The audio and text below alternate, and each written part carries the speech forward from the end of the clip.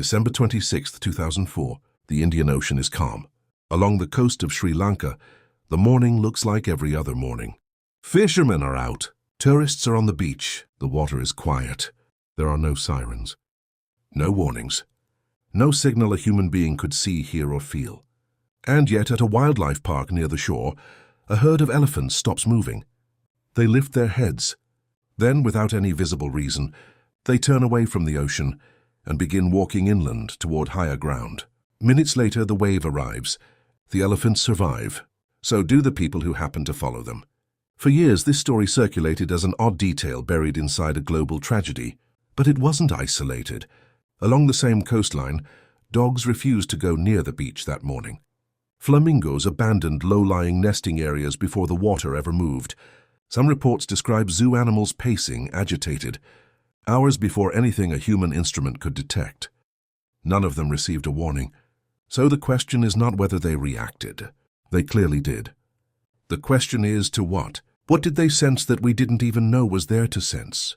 To understand what the elephants may have felt, it helps to understand what actually happens underground before a wave like that reaches the surface. An earthquake doesn't begin at the coastline. It begins deep underwater, along a fault line, sometimes hundreds of kilometers from where the wave will eventually hit. The rupture releases massive energy, and part of that energy travels not as sound we can hear, but as infrasound, vibration far below the range of human hearing, moving through rock, water, and soil, often far faster than the wave it eventually produces. Humans are essentially blind to this channel of information. Our ears are simply not built to register it. Elephants may be different. Research on elephant communication has shown they are highly sensitive to low-frequency vibration, partly through specialized receptors in their feet and trunk, tuned to pick up movement traveling through the ground itself.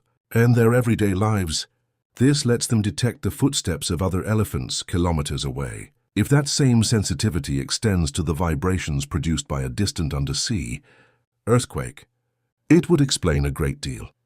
The ground itself may have started speaking long before the ocean did. To us, the disaster began when we saw the wave. To them, it may have begun when the earth started trembling under their feet, hours earlier. Add to that the fact that many animals can also hear far lower frequencies than we can, and the picture starts to feel complete. Infrasound explains the elephants. It may explain the dogs. It offers a clean, physical, testable mechanism. For a moment, it feels like the mystery is solved, except it doesn't explain everything else. In the days following the 2004 tsunami, and in reports from earthquakes elsewhere, a stranger detail kept surfacing. Snakes in several regions were seen leaving their burrows and moving across open ground in unusual numbers, behavior far outside their normal pattern and in conditions that gave them no obvious survival advantage for doing so. Toads, in some documented cases before seismic activity, have been observed abandoning breeding sites en masse days before a quake for reasons that still aren't fully settled. These are animals with very different bodies, different senses, different relationships to the ground than an elephant has. Infrasound alone struggles to explain all of it consistently. And there's a second problem, one scientists are careful to raise. Most of these accounts are collected after the disaster has already happened. Someone remembers the toads leaving. Someone remembers the dog acting strange. Memory reshapes itself around a dramatic event. And it's difficult to know how many ordinary days had animals behaving strangely that nobody thought to record because nothing followed. This doesn't mean the observations are false. It means science hasn't yet been able to separate coincidence from genuine early warning, at least not for every species and every case. A small number of research projects have tried to monitor animal behavior continuously, hoping to catch a pattern before an earthquake happens rather than after. Results so far are mixed, suggestive in some cases, inconclusive in others. So the honest answer is uncomfortable. Some of this is explained. Some of it isn't, not yet. And that uncertainty doesn't shrink the mystery. It widens it. Because once you stop assuming this is only about earthquakes, a much larger pattern starts to come into view. Birds, in several observed cases, have left coastal areas before hurricanes arrive, not fleeing the storm itself, but responding, researchers suspect, to a drop in atmospheric pressure Their bodies can detect well before the sky changes. Cattle have long been reported to gather, lie down, or change position before storms roll in. A behavior farmers have used as an informal forecast for generations, likely tied to shifting pressure and humidity. None of this requires anything exotic. It requires senses tuned to signals that simply sit outside. Human perception, pressure, vibration, electromagnetic shifts, even subtle changes in smell carried on the wind. The picture that emerges is not one of animals possessing a hidden superpower. It's closer to the opposite. We are the limited ones.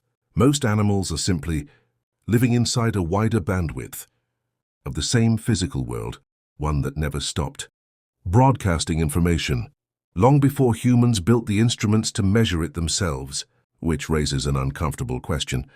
If the planet has always been speaking like this, did humans ever used to listen?